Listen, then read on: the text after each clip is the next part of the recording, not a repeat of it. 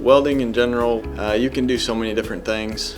We get to use all the different processes and see how everything runs, and seeing what types of welding you would use in different scenarios, so that when somebody brings you something super random, you have the knowledge to be able to fix that and fix it well. I like the way the instructor approaches to the students, and every time we have a question and he goes to the detail, he explains every little thing that goes with it.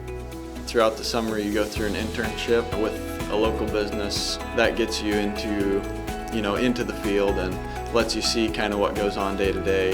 The place that I work for my internship, they offered me a job. They asked me if I wanted to come work for them, and then I told them I'd be glad to do it.